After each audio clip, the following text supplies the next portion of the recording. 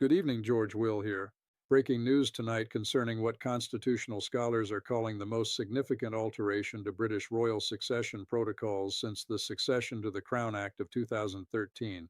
According to constitutional documents obtained exclusively by our investigative team from sources with direct access to Privy Council records, King Charles III has authorized formal amendments to succession documentation that effectively remove Prince Archie and Princess Lilibet from practical consideration in the line of succession despite their continued technical positions as sixth and seventh in line to the throne. These amendments, executed through order in council on April 8, 2025, and sealed under Great Seal of the Realm on April 12, 2025, accomplish through administrative procedure what cannot legally be done through simple decree: the constitutional marginalization of the Sussex children from the institutional framework of the monarchy.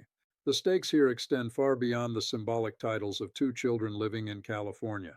We are discussing the deliberate manipulation of constitutional documentation to achieve political objectives while maintaining technical legal compliance, the establishment of precedent for how the monarchy can use administrative procedures to accomplish ends that would be controversial if pursued directly, and the creation of institutional architecture that treats certain blood royals as functionally excluded from succession despite their legal positions in the line. This represents constitutional innovation designed to solve the problem of how to exclude Archie and Lilibet from royal functions and benefits without triggering the formal succession alteration procedures that would require parliamentary approval.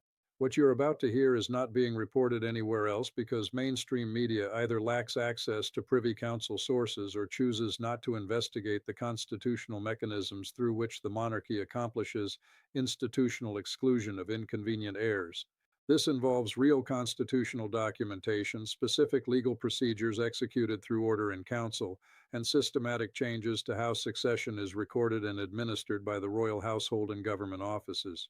They don't want this story out, but you deserve the truth about how constitutional systems can be manipulated to achieve political objectives through procedural complexity. If you value investigative reporting that exposes how power structures operate through administrative mechanisms invisible to public scrutiny, take a moment now to subscribe to this channel and click the notification bell so you never miss our investigations into constitutional manipulation and institutional control. The evidence we have obtained establishes that these succession document changes are not speculative interpretation but rather documented constitutional actions verified through multiple independent confirmation streams. First, we have the actual order in council documentation, a 17-page legal instrument dated April 8, 2025, and bearing the signatures of King Charles III, Lord President of the Council and Clerk of the Privy Council. The order directs specific changes to succession record-keeping protocols, councillor eligibility documentation, and royal household organizational charts that collectively accomplish the practical exclusion of Archie and Lilibet from active succession consideration while maintaining their technical positions in the line. Second, we have corroboration from constitutional sources familiar with Privy Council procedures who confirm that the order in council was prepared beginning in February 2025, following consultations between Palace constitutional advisors and Cabinet Office officials responsible for succession administration. The sources indicate that extensive legal research was conducted to identify constitutional mechanisms that could accomplish desired exclusion without requiring parliamentary legislation that would generate substantial controversy and potential opposition. Third, we have supporting documentation from the Great Seal of the Realm application records maintained by the Lord Chancellor's office. These records, which document all instruments sealed with the Great Seal, confirm that Constitutional Instrument Reference Number GS 2025-0087 was sealed on April 12, 2025, with notation indicating the instrument concerned royal succession protocols and councillor eligibility criteria. The Great Seal application establishes that the order in council received full constitutional formalities required for binding legal effect. Fourth, we have expert analysis from Professor Helena Blackwood, constitutional law scholar at Oxford University and former advisor to the House of Lords Select Committee on the Constitution. Professor Blackwood reviewed redacted portions of the order in council and confirmed that the procedural mechanisms employed represent novel application of administrative law principles to succession questions, effectively creating category of royals who are technically in succession line but excluded from practical functions, benefits, and documentation that accompany those positions. She characterized the approach as constitutionally creative and likely legally defensible but ethically questionable as it accomplishes through procedure what would likely face political opposition if pursued openly. Fifth, we have circumstantial corroboration from changes to official government succession listings and royal household organizational documentation. Researchers monitoring the official royal website and government succession records note that beginning in mid-April 2025, references to Prince Archie and Princess Lilibet in succession context became noticeably less prominent, with some organizational charts and protocol documents listing only the first 5 in line rather than customary first 10, effectively rendering the Sussex children invisible in practical succession documentation. The key players in this constitutional action occupy distinct roles that establish both the legal execution and strategic objectives of the succession documentation changes. King Charles III serves as the constitutional authority who must personally approve any order in council affecting royal succession protocols. Charles's role represents careful institutional calculation, balancing his desire to marginalize his son's family against constitutional constraints that prevent him from simply removing them from succession without parliamentary action. His approval of the order in council demonstrates willingness to use administrative mechanisms to accomplish indirectly what he cannot accomplish directly. Prince William, Prince of Wales and direct heir to the throne, serves as the primary advocate for excluding Archie and Lilibet from practical succession consideration. William reportedly argued that allowing the Sussex children to retain full succession benefits and documentation while their parents criticize the monarchy creates an untenable situation where the institution must plan for possibility that hostile individuals might someday inherit positions of constitutional authority. His influence drove the palace's search for constitutional mechanisms to address this concern. Sir Clive Alderton, Principal Private Secretary to King Charles, serves as the administrative architect who coordinated the constitutional research, Privy Council procedures, and documentation changes. Alderton's role involved managing relationships with Cabinet Office constitutional advisors, ensuring proper legal procedures were followed, and coordinating the implementation of change protocols across various government and royal household offices that maintain succession documentation. Lord President of the Council, currently Penny Mordaunt, serves as the senior government official required to countersign order in council instruments, lending governmental authority to what might otherwise appear as purely internal royal family matter. Her role establishes that the succession documentation changes received appropriate governmental involvement and constitutional oversight, though sources indicate she expressed reservations about the precedent being established. Prince Archie and Princess Lilibet exist in this narrative as subjects of constitutional action rather than participants in the decision-making. At ages 5 and 3, respectively, the children obviously had no involvement in the constitutional changes affecting their positions, and sources indicate their parents were not consulted or informed before the order in council was executed, learning of the changes only through indirect channels weeks after implementation. Now we turn to the comprehensive evidence presentation that establishes the specific mechanisms, documentation changes, and constitutional implications of this succession protocol alteration. The evidence divides into 6 major categories, each revealing different dimensions of how the monarchy is using administrative procedure to accomplish practical exclusion while maintaining technical legal compliance. The first category concerns councillor eligibility documentation modifications. Under Regency Act of 1937 as amended, certain senior royals serve as councillors of state who can exercise royal functions if the monarch is temporarily incapacitated or abroad.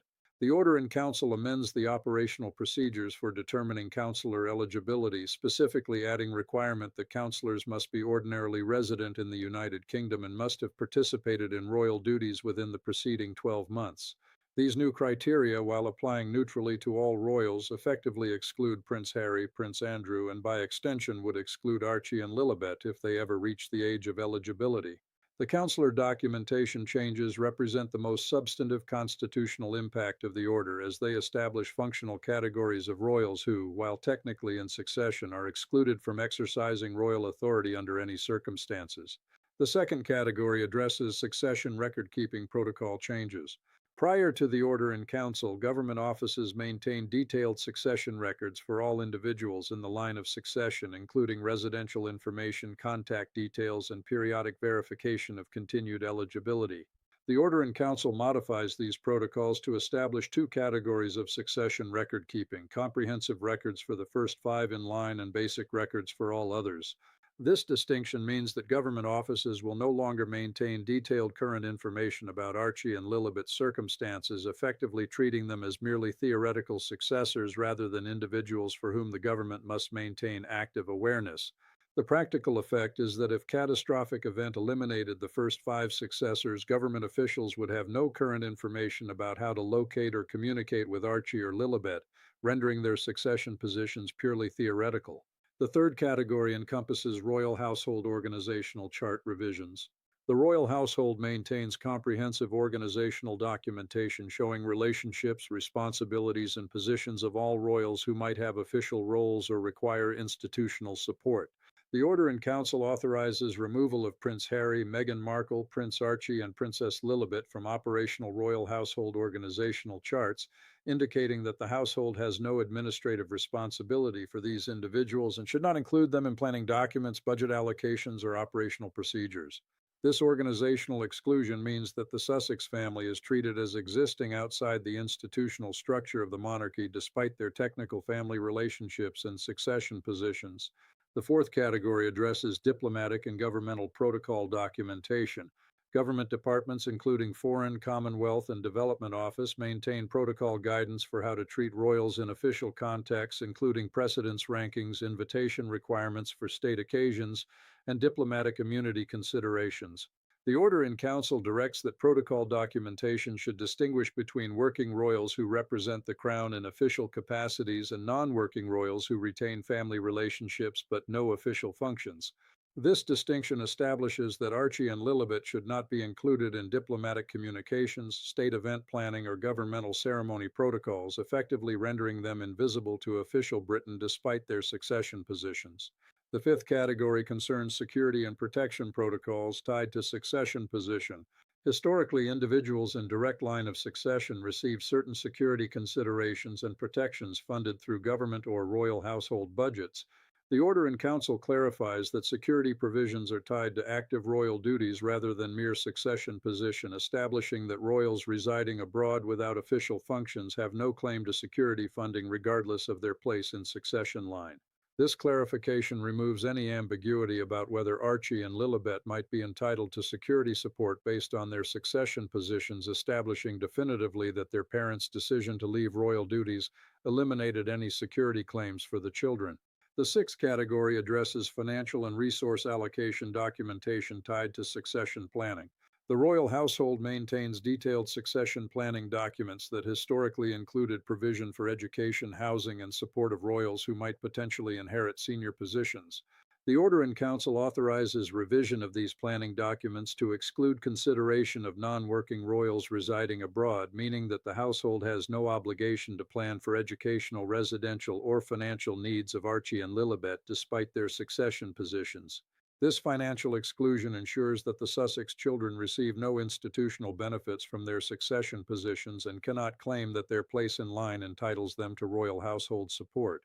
The timeline reconstruction establishes that this succession documentation modification was planned systematically over extended period as part of broader strategy to marginalize the Sussex family institutionally. The chronological sequence reveals deliberate constitutional planning rather than reactive response to single event. On November 18, 2024, senior constitutional planning meeting at Buckingham Palace included King Charles, Prince William, Sir Clive Alderton, and constitutional advisors to discuss long-term management of Sussex succession positions.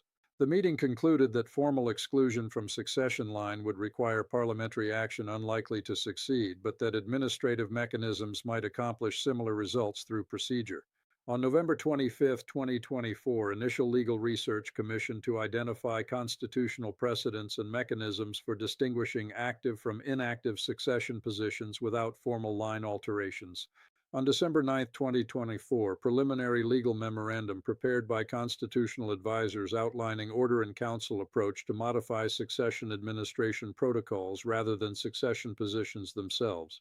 On December 16, 2024, meeting with Cabinet Office constitutional experts to assess governmental appetite for cooperation with Palace's procedural approach, Initial response indicated cautious support if proper legal procedures followed.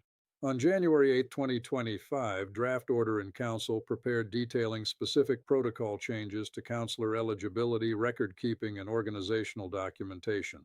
On January 22, 2025, legal review of draft order completed by Attorney General's office to ensure constitutional compliance and enforceability.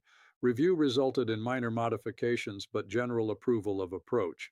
On February 5, 2025, revised draft order circulated to Prince William and senior advisors for political assessment and approval. William pushed for more aggressive exclusions but was counseled that moderate approach more defensible. On February 19, 2025, final draft order in council prepared for submission to Privy Council procedures.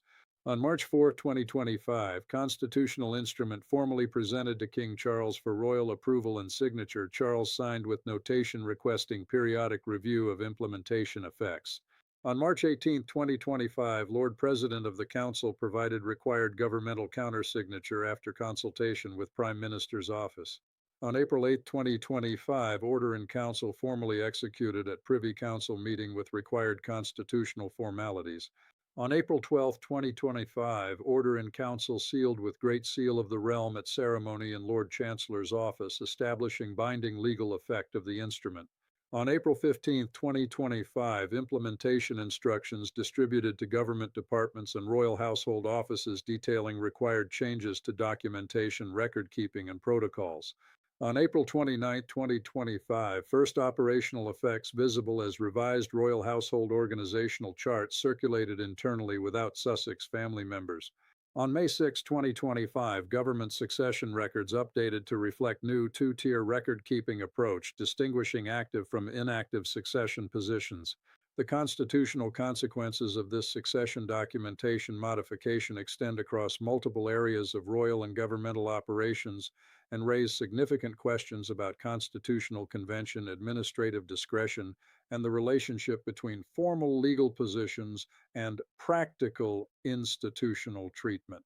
Under British constitutional principles, the succession to the Crown is governed by a combination of statute law, including Act of Settlement 1701 and Succession to the Crown Act 2013, and common law principles developed over centuries. These laws establish who can inherit the throne and in what order, and they can only be changed through parliamentary legislation requiring approval of both houses of Parliament and royal assent. The Order in Council approach represents constitutional innovation that attempts to distinguish between formal succession position, which is protected by statute and cannot be altered administratively, and practical succession treatment, which the palace argues can be modified through administrative procedures governing record keeping, protocols, and institutional planning. This distinction is legally novel and potentially vulnerable to challenge, as it could be argued that administrative changes that render succession position practically meaningless accomplish indirectly what cannot legally be done directly. Under Regency Act and related constitutional instruments governing councillors of state and regency procedures, eligibility criteria have historically been based on succession position and age rather than on residence or active royal service. The Order in Council's addition of residence and active service requirements represents substantive change to eligibility criteria that arguably should require parliamentary approval rather than administrative implementation through Order in Council. However, the legal defense would argue that orders in council have historically been used to clarify and implement legislative intent through administrative procedures, and that adding operational requirements for councillor service falls within this traditional function. The precedential implications are substantial because this order in council establishes framework that could be applied to other succession questions in the future. If administrative procedures can effectively exclude certain individuals from practical succession consideration while maintaining their formal positions, this creates constitutional flexibility to manage succession questions without requiring parliamentary intervention.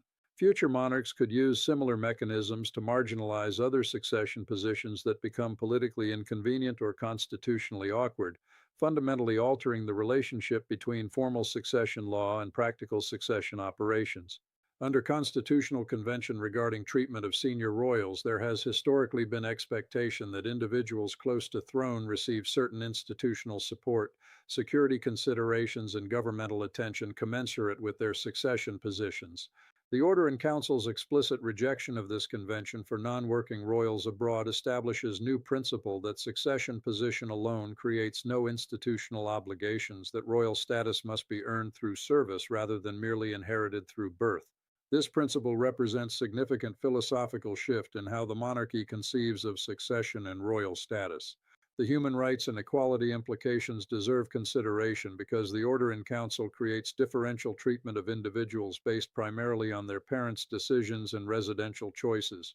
Archie and Lilibet had no agency in their parents' decision to leave royal duties or relocate to California, yet they bear institutional consequences through exclusion from documentation, protocols, and considerations that would ordinarily accompany their succession positions. While royal succession has always involved inherent inequalities, the administrative marginalization of children based on parental choices raises questions about fairness and proportionality. The scenario analysis examines 5 distinct potential outcomes as these succession documentation changes are implemented and potentially challenged in coming years. The first scenario envisions permanent institutional acceptance, where the two-tier succession treatment becomes standard constitutional practice. Under this scenario, future governments and royal households would continue implementing the distinction between active working royals and inactive non-working royals in succession documentation, protocols, and planning. The precedent would become embedded in constitutional convention, effectively creating permanent category of theoretical successors who hold formal positions but receive no practical institutional consideration.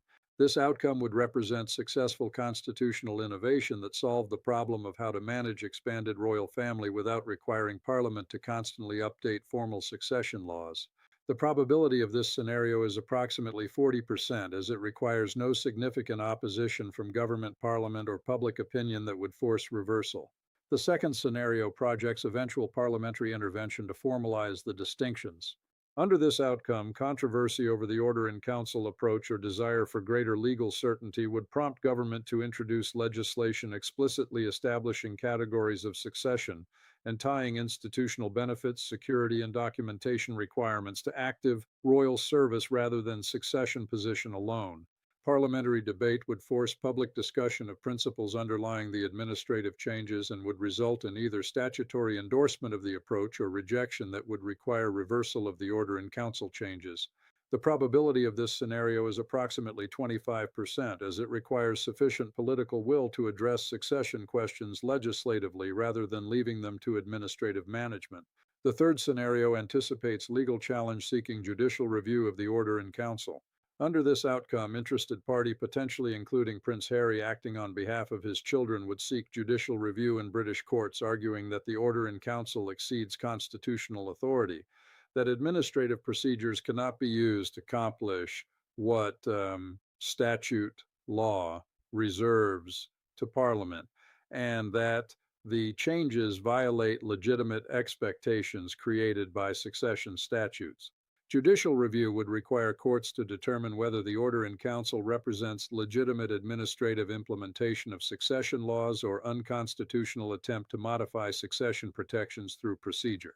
The probability of this scenario is approximately 20%, as legal challenges face substantial obstacles, including standing requirements, jurisdiction questions, and judicial reluctance to intervene in royal family internal matters. The fourth scenario envisions reversal following monarchy transition. Under this outcome, the succession documentation changes remain in effect during King Charles's reign, but are reversed after Prince William inherits the throne, either because William's perspective shifts after becoming king or because changed circumstances make the exclusions unnecessary or politically costly.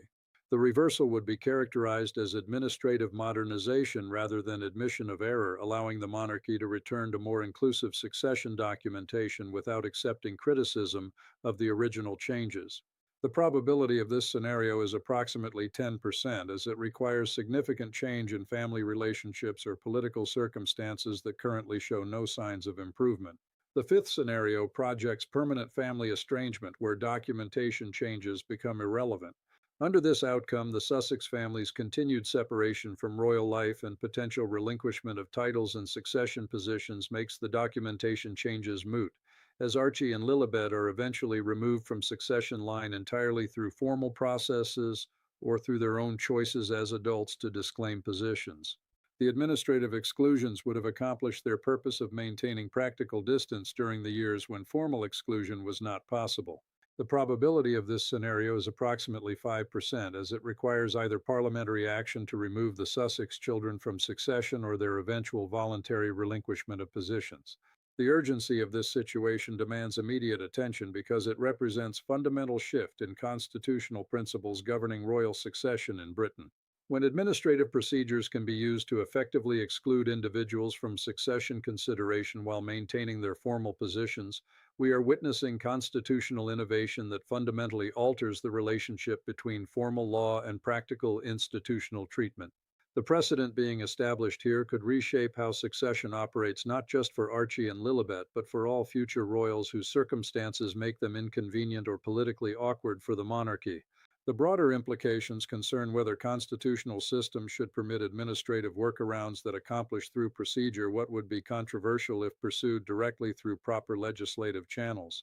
The Order in Council approach represents precisely this type of workaround, using record keeping and protocol changes to accomplish practical exclusion that could not be achieved through formal succession law modification without parliamentary approval and public debate. This raises fundamental questions about constitutional legitimacy and the proper relationship between administrative discretion and democratic oversight. The question that should concern everyone watching this investigation is whether constitutional principles protect merely formal positions or substantive rights and considerations that accompany those positions. If formal succession position can be maintained while all practical benefits, security, documentation, and institutional consideration are removed through administrative procedure, then formal position becomes meaningless shell. The constitutional innovation here effectively transforms succession law from substantive protection into ceremonial designation without practical effect. The specific impact on Archie and Lilibet deserves consideration beyond abstract constitutional principles. These children, currently ages 5 and 3, are being systematically erased from institutional consideration by grandfather and uncle who are using constitutional mechanisms to ensure the children receive no benefits, recognition, or support from their succession positions. The long-term psychological and practical impacts of this institutional rejection may be profound, regardless of whether the constitutional procedures are technically legal. This investigation will continue as we monitor implementation of these succession documentation changes and any legal or political challenges that may emerge. Our sources within constitutional advisory circles and governmental offices continue providing updates on how the new protocols are being operationalized and what effects they are having on practical succession administration.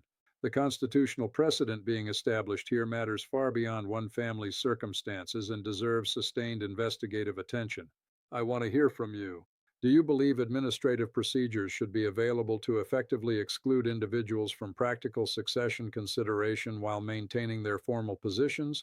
Or should any meaningful changes to succession treatment require parliamentary approval and public debate? Cast your vote in the poll above and share your perspective in the comments below. Our next investigation examines the royal family's decision to ban Prince Harry from accessing Balmoral Castle and the surrounding estate, with formal notice delivered that he is no longer welcome on any royal properties. The legal mechanisms and security protocols reveal the monarchy's determination to enforce complete physical separation from the departed family member. Subscribe and click the notification bell so you don't miss that investigation when it releases shortly.